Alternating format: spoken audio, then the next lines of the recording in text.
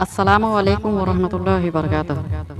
حضرات، یہ بیان آپ شان اہل بیت کے جانب سے سن رہے ہیں، اور جو حضرات اس بیان کو پہلی بار سن رہے ہیں برائے مہربانی اس چینل کو سبسکرائب ضرور کریں اور یہ بیان آخر تک سنیں۔ اس بیان میں ہم جانیں گے اللہ کے بندے کون ہیں اور ان کی کیا نشانیاں ہیں۔ حضرات، ہم سب یہ مانتے ہیں، ہم سب کا یہ عقیدہ ہے کہ اللہ نے ہمیں پیدا کیا، ہمیں وجود بخشنے والا اللہ ہے، اور ہم سب اللہ کے بندے ہیں۔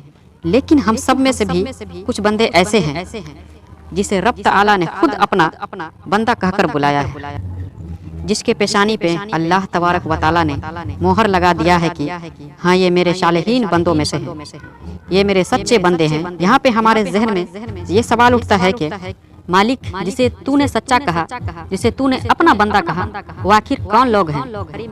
تو رب تبارک و تعالیٰ قرآن کریم کے سورہ فرقان میں اپنے خاص بندوں کی نشاندہی فرماتا ہے اور کہتا ہے، یہ نشانیاں جس مرد یا عورت میں پایا جائے گا، میں اس کے پیشانی پہ حق ہونے کا مہر لگا دیتا ہوں، پھر اس کے طرف اٹھنے والی ہاتھ کو میں روکتا ہوں، اس کی طرف اٹھنے والی آواز کو میں بند کرتا ہوں، اس کی طرف دکھنے والی آنکھ کو میں پھوڑتا ہوں، اس بندے کے اوپر آنے والی دکھوں کے سیلاب کو میں روکتا ہوں۔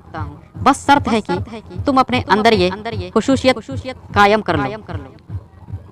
پہلی خصوصیت یہ ہے کہ دنیا میں عاجزی اور تواضع اختیار کرنا، یعنی تکبر، فخر، اکڑ کر چلنا، اپنا وجود اور اپنا حیثیت بھول جانا کہ ہمیں مٹی سے بنایا گیا، ہم میں روح ڈالی گئی، ہمارے جسم میں جان پیدا کیا گیا۔ آج دنیا میں جب تک ہمارے جسم میں سانس ہے ہم زندہ ہیں۔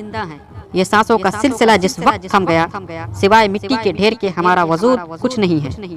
انسان دنیا میں بادشاہ ہے، دنیا میں زوراور ہے، وہ طاقتور ہے، لیکن سانسوں کا تعلق جیسے ہی جسم سے ٹوٹتا ہے وہ سوائے مٹی کے ڈھیر کے اور کچھ نہیں ہے۔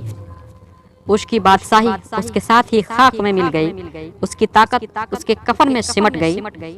دوسری صفت، اللہ تبارک و تعالیٰ اپنے بندوں کی دوسری صفت یوں بیان کرتا ہے، میرے بندے وہ ہیں جو رات کو اٹھ کر مجھے یاد کرتے ہیں، میرا عبادت کرتا ہے، مجھے یاد کر کے روتا ہے، میری محبت میں آنسو بہاتا ہے۔ یعنی وہ تہجد نماز پڑھتا ہے، نفلی عبادت کرتا ہے، قرآن پڑھ کر روتا ہے، میرے یاد میں، میرے خوف سے اپنی نیند کو ترک کر دیتا ہے۔ اب ہمارے ذہن میں سوال اٹھتا ہوگا، مالک نیند پہ میرا اختیار نہیں، میں نیند سے اٹھنے کی صلاحیت نہیں رکھتا، میں بیمار ہوں، میرے جسم میں طاقت نہیں، میں لاچار اور کمزور ہوں، بھلا میں رات کو اٹھ کر یہ نفل عبادت کیسے کر سکتا؟ اس کا جواب آقا دو جہاں جناب محمد رسول اللہ صلی اللہ تعالیٰ علیہ وسلم یوں دیتے ہیں، میرے امت مجھے رب نے سارے کائنات کے لیے رحمت بنا کر بھیجا ہے، میرا درد تو لاچاروں کے لیے ہی ہے، میرا درد تو کمزوروں کے لیے ہی ہے، میری بارگاہ بے وسوں اور بیماروں کے لیے ہی ہے۔ اگر تم رات کی نفل عبادت نہیں کرنا چاہتے، اگر رات میں اٹھنا تمہارے اختیار میں نہیں ہے، تو تم عشاء کی نماز باجماعت پڑھ کے سویا کرو اور فجر کی نماز باجماعت پڑھ لیا کرو، تمہاری رات تہجد میں لکھی جائے گی، ساری رات عبادت کا ثواب ملتا رہے گا۔ یہ ہے میرے آقا کا اختیار، یہ ہے میرے آقا کی شان، جو اپنے زبان سے کہہ دے وہ قیامت تک کے لیے قدرت قانون بن جاتا ہے۔ اس نبی کا کلمہ پڑھ رہے ہیں، اس نبی کا کلمہ پڑھ رہے ہیں ہم، جو مالک دو جہاں ہیں، خدا کی رضا چاہتے ہیں دو عالم، خدا چاہتا ہے رضائے محمد۔ تیسری صفت یہ ہے کہ جو بندہ ہمیشہ اللہ سے یہ فریاد کرتا ہو، یا اللہ ہمیں جہنم سے بچانا، جہنم کے آگ سے بچانا، یعنی دوزخ کا خوف اپنے دل میں ہمیشہ ہر وقت رکھتا ہو، خدا سے خوف کھانے والا ہو، قیامت کے ہولناکیوں کو تصور میں لا کر دہشت کھانے والا ہو، کچھ بھی کرنے سے پہلے اس کے دل میں یہ خیال آ جائے کہ میرا رب مجھے دیکھ رہا ہے۔ چوتھی نشانی یہ ہے کہ میرے بندے وہ ہے جتنا میں نے اسے دیا ہے اس سے زیادہ خرچ نہ کرے، یعنی اپنے حیثیت کے مطابق اپنی زندگی گزارے، فضول خرچ نہ کرنے والا ہو تاکہ اس کے اوپر کوئی قرض نہ آ جائے۔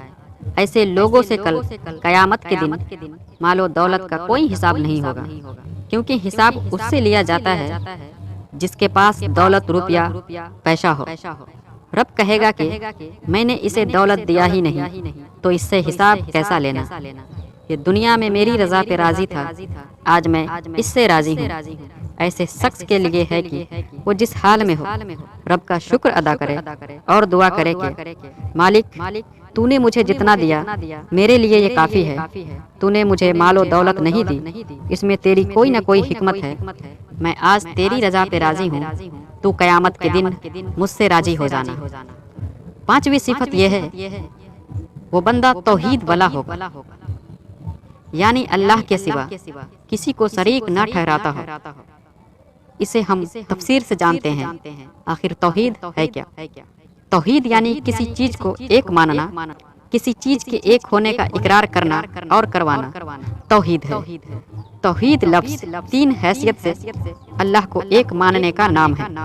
پہلی حیثیت یہ ہے کہ اللہ جو بھی کام کرتا ہے، اللہ کے جو بھی اعمال ہیں، اللہ کے جو بھی تصورات ہیں، وہ صرف و صرف اللہ ہی کر سکتا ہے، اس کے سوا یہ کام دوسرا نہیں کر سکتا، اس کا کوئی شریک نہیں ہے۔ یہ پہلی حیثیت ہے توحید کی۔ دوسری حیثیت یہ ہے کہ بندوں کے اعمال، بندوں کے کام، یعنی ہم آپ جو کام کرتے ہیں ان کاموں میں یہ ہے عبادت، سجدہ کرنا، رکوع کرنا، دعا کرنا، نماز روزہ رکھنا، یہ سارے کام جو ہم کرتے ہیں ان تمام کاموں کے بارے میں یہ عقیدہ رکھنا کہ ان تمام کاموں کو مستحد اکیلا، ان تمام کاموں کا مستحد اکیلا اللہ ہے، یہ سارا کام ہم اللہ کے لیے کرتے ہیں۔ یہ دوسری حیثیت ہے توحید کی۔ تیسری حیثیت یوں ہے کہ اللہ کے جتنے صفتیں ہیں، اللہ کے جتنے خوبیاں ہیں جو اللہ تبارک و تعالیٰ نے قرآن پاک میں فرمایا ہے اور رسول اللہ صلی اللہ علیہ وسلم نے اللہ کے تعریف بیان کیے ہیں، ان صفتوں کے لائق اللہ کے سوا اور دوسرا کوئی نہیں ہے۔ ان تین حیثیتوں کو حق ماننا توحید ہے۔ لا الہ الا اللہ محمد الرسول اللہ صلی اللہ تعالی علیہ وسلم، نہیں کوئی معبود سوائے اللہ کے اور محمد صلی اللہ علیہ وسلم اللہ کے رسول ہے۔ اس کلمات کو دل سے ماننا توحید ہے۔ چھٹی نشانی یوں ہے کہ جو کسی کو ناحق قتل نہ کرے سوائے حق کے، یعنی کوئی جنگ ہو کفر اور اسلام کی، اس میں اگر دشمن سامنے آ جائے لڑائی کے ارادے سے اسے قتل کرنا حق ہے، یا کوئی زانی زنا کرنے والا پکڑا جائے اور وہ شادی شدہ ہو اور اس پر گواہ موجود ہو، اسے قتل کرنا حق ہے، اس کی اجازت اسلام میں ہے۔ اگر بندہ زمین کے لیے، پیسوں کے لیے کسی انسان کی جان لے لے یہ گناہ ہے، رب تبارک و تعالیٰ قیامت کے دن اس کا پکڑ کرے گا۔ آج ہمارے زندگی میں یہ دور ظاہر ہے، لوگ بے وجہ قتل غارت کرتے ہیں، کبھی ملک کے نام پر، کبھی سیاست کے نام پر، کبھی مذہب کے نام پر۔ نہ تو مارنے والے کو یہ معلوم ہوتا ہے کہ میں کیوں مار رہا ہوں، نہ مرنے والوں کو اس کی خبر ہوتی ہے مجھے کیوں قتل کیا جا رہا ہے۔ یہ قیامت کی نشانیوں میں سے ایک نشانی۔ ساتویں نشانی، اللہ تبارک و تعالیٰ کہتا ہے جو میرے بندے ہوں گے وہ زنا نہیں کریں گے، یعنی زانی نہیں ہوں گے۔ زنا بڑھنے کی سب سے وجہ بے حیائی ہے۔ حضور پاک جناب محمد رسول اللہ صلی اللہ تعالی علیہ وسلم ارشاد فرماتے ہیں کہ تم جب چلو تو اپنی نگاہ نیچے کر کے چلو، اور تمام مرد عورتیں اپنی شرمگاہ کی حفاظت کریں۔ آج اس دور میں ایسے معاملات پیش آتے ہیں کہ لوگ شادی شدہ ہونے کے باوجود بھی الگ سے کئی عورتیں رکھے ہوئے ہوتے ہیں، اور کچھ لوگ ایسے بھی ہوتے ہیں جو بنا شادی کیے ہوئے بھی عورتوں کے ساتھ اپنی زندگی بتاتے ہیں، جسے آج کے دور میں لیونگ ریلیشن شپ کہا جاتا ہے۔ اللہ کے رسول جناب محمد رسول اللہ صلی اللہ تعالی علیہ وسلم ارشاد فرماتے ہیں کہ اگر ایسا دور تمہارے زندگی میں تمہارے نظروں کے سامنے گزرنے لگے تو سمجھ لینا ان قریب قیامت نزدیک ہے۔ آٹھویں صفت، جو توبہ کرنے والا ہوگا۔ توبہ کرنے کا یہ مطلب نہیں کہ ہم گناہ کرتے جائیں اور توبہ کرتے رہیں۔ توبہ کا مطلب یہ ہے کہ ہم نے جس گناہ کی وجہ سے توبہ کیا وہ گناہ دوبارہ نہ ہو۔ نویں صفت، اللہ ارشاد فرماتا ہے کہ میرے بندے وہ ہیں جو برائی سے بچیں، یعنی کہیں شراب کی محفل ہو، کہیں پہ کسی کی غیبت بیان کیا جا رہا ہو، नाच गाने की महफिल हो, बेहयाई जैसी माहौल हो, उन जगहों पे जाने से खुद को रोकना। और जो बुराई करता है उसे हकीर नहीं समझते, उसे बुरा भला नहीं कहना, क्योंकि अगर अल्लाह का कोई बंदा गुनहगार है, नाफरमान है, तो वो अल्लाह और बंदे के बीच का मामला है। हमें ये हक नहीं कि उसे नफरत भरी निगाह से देखें। 10वीं निशानी, अगर बंदे के सामने अल्लाह और अल्लाह के रसूल की महफिल हो, वो अपनी कान बंद नहीं करेगा, अल्लाह के जिक्र से गाफिल नहीं होगा, अल्लाह के जिक्र को सुनेगा और उस पर अमल करेगा।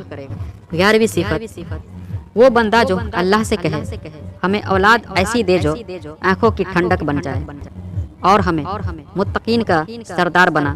मैं तुझसे वजाहत मांगता हूँ। अल्लाह तबारक व तआला अपने बंदों को खुद से मांगने का तरीका बता रहा है कि तुम जब मुझसे मांगने के लिए अपनी दामन फैलाओ तो यूं कहो, या अल्लाह हमें अपनी गुमान से भी ऊपर की औलाद दे, हमें वजाहत दे, इज्जत दे, वकार दे। अल्लाह तबारक व तआला इरशाद फरमाता है जिसने अपने अंदर ये शिफतें कायम की वो मेरे खास बंदों में से है।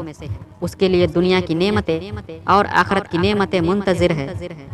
मैं उसे वो हुस्न दूंगा जो कभी बदलेगा नहीं। मैं उसे ऐसी जवानी अता करूंगा कि कभी ढलेगी नहीं। मैं उसे हमेशा हमेशा के लिए बादशाह बना दूंगा। यह है रब का वादा अपने बंदों से। अल्लाह तबारक व तआला से दुआ है, या मालिक तू मुझे ऐसा बना दे जैसा तू चाहता है, जैसा तू अपने नेक बंदों के बारे में कहता है, जैसा तू अपने सालेहीन बंदों के बारे में इरादा रखता है। या इलाही कादरी कर, कादरी रख, कादरियों में उठा, कद्र अब्दुल कादरी कुदरत नुमा के वास्ते। आमीन व सुम्मा आमीन। अस्सलामु अलैकुम व रहमतुल्लाहि व बरकातहू।